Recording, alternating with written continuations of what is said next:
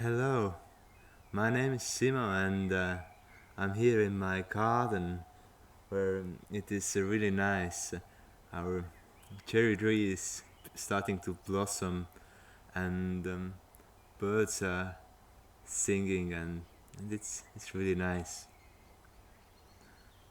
And today I wanted to actually talk about this kind of theme of creating a relationship with a with the land where you are living on, or even if it's a small piece of land or little bit larger piece of land, or a landmass as the size of 1 hectare, as some of may have heard of the, the book series called The Ringing Cedars of Russia, written by Vladimir Megre, and it tells a story about Anastasia, on a woman who is living in Siberia, and she's just like a superhuman, so advanced and so pure from her heart, and only thing that she wishes for the world is that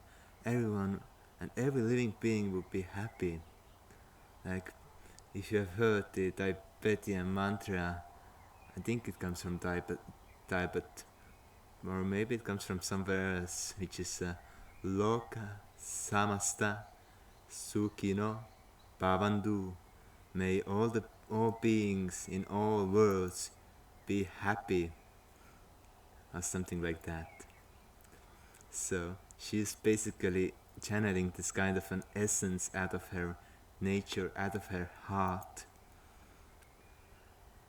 and it's really beautiful. And she doesn't need anything. She just lives on her little piece of land, and there are different animals, wolves and bears and squirrels and so on, who cooperate with her, who live in harmony with her, and she communicates with them, and and it seems the only thing that the animals want from her is this sincere love, this kind of a loving power that humans have in their hearts, that other beings really don't don't have it in this kind of a way that we have, as we are able to create infinite universes, infinite worlds, as we are pure creators.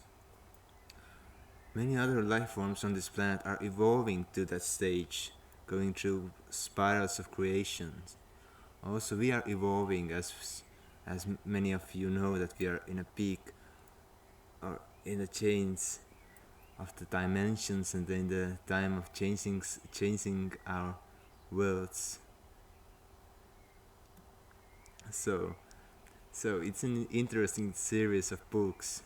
There's nine of them. Start from the first one or start from the fifth one. It doesn't matter. You will have a really great experience, and find yourself just contemplating the thought of being together in togetherness, in oneness with everything that there is. With this feeling of sincerity and with this feeling of love. And this is my favorite apple tree. It's been my favorite apple tree from the time of my childhood. They are winter apples, or actually they get ready in the autumn. They call them winter apples, and they are excellent for making apple juice, which is just like a nectar. As you know, apple is the fruit of life, like, and the symbol why it is a fruit of life, it is this torus that is created from in every single living being.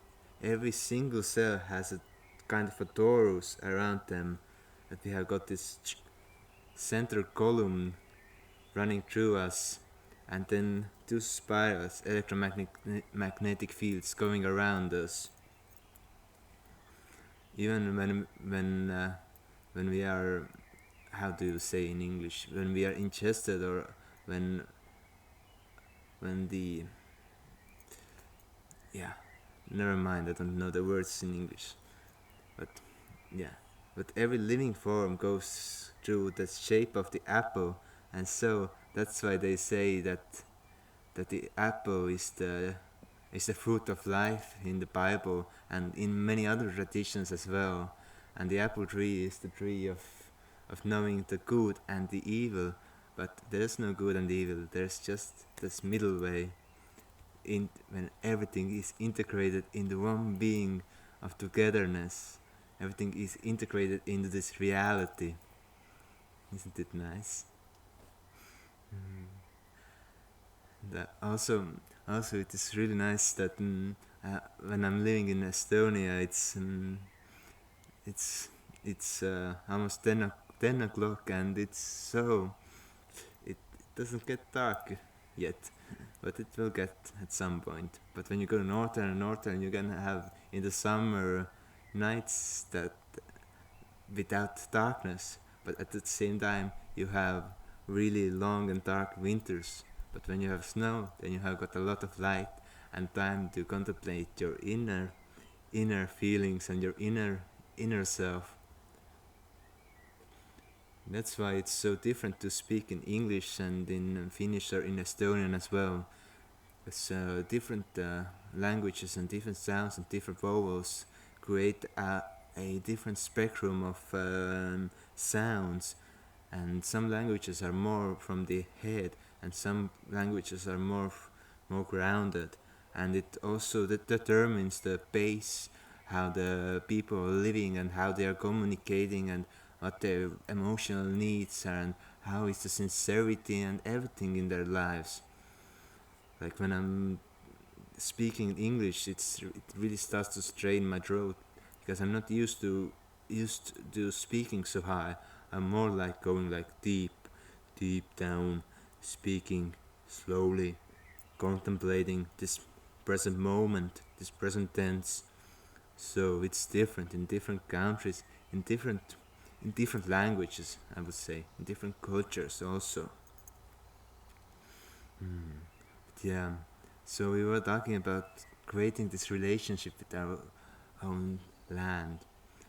So, for example, our cherry trees they're blossoming and they are just beautiful with pink petals of flowers over them and smelling so wonderful.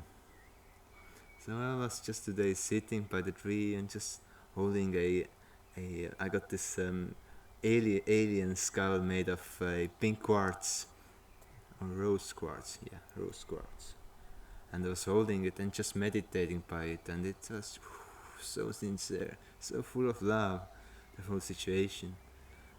And also, and from that, I just received this information, or I've been doing it, I think, all of my life, that you go to a plant, or you go to a tree, or you go to a flower, and you just talk with them, and you think good thoughts about them. Also, it is so important to walk barefooted on your own land, on the grass. Just nourish your feet and nourish the soil. And some people say it's so much nicer to be outside. Like, I mean, be, not, or to be, or we, they say. It's just really so much better. And you don't waste any water going to the toilet. Waste of water, yeah. But speaking to your plants or singing to them, I got many really nice instruments, like for example some crystal bowls and didgeridoo, and I go and play to them. And this year my salads are just huge. They just love it when I play music to them, and they start growing and they start blooming. And it's so awesome to see something that you have planted by yourself growing larger and larger all the time. Yeah. Another thing of making this relationship as they go in permaculture is the sit spot. That you pick a certain spot where you sit each day for around 15 minutes or 5 minutes, however you feel like, and you just contemplate, you just look around, you observe the situation, you observe the ground, you observe the plants, you observe the birds, you observe the situation, you observe the weather, you observe how the sun rays are falling, or how the rain is falling on you, or wherever you are. And also creating some magical structures, some like creating pyramids or circles, or I made a pyramid with the amethyst sitting on top of it, and it was a really nice sit spot to to be in your garden or in my garden. Yeah, and it's just creating this relationship, like your garden is like another person who needs care, nourishing, a sense of well-being. You must clean up your garden from all the garbage. You must nurture it. You you're the caretaker. You're responsible of the well-being of your garden, and it also reflects your own inner self, your own template, your temperament. Some people have it really wild. Some people have it like really bright. Some people have it really like chick chick chick. It just depends how you are from inside, what kind of stuff you like, what kind of aspects of creation you are letting through come out of yourself. Yes, and I think that this is all from this time of creating your own space of love, your own space of contemplation, your own garden, and just evolving through the cycles of time, evolving through the cycles of life until you reach this place where you create your own place of love, your atmosphere of love, a garden, we say home or homestead. Yeah, it's a garden or a forest, a place which belongs to you, which holds you in its heart, and you hold that place in your heart, and where your family, next generations can live for eternity, where you can continue the cycle of reincarnation forever. Just amazing when you have this kind of garden for yourself. And that is the thing that I'm manifesting at the moment. A beautiful garden, a family, a wife, and then we're gonna have children and go on forever and ever reincarnate in this cycle of love, communicate with all the living beings and create new universes, create new worlds, create new dreams. Just be the walking aspects, sincere aspects of love, sincere and joyous aspects of being a creator and a creatress. It's just amazing feeling. And there's always a trinity, child, or let's say father, mother, and a child. And that's the dream of all creation, to create itself for eternity, to expand, like we humans, from through our consciousness, are trying to evolve into a larger group of consciousness, which is trying to evolve into a planet and so on, through different dimensions, different waves of being, different waveforms,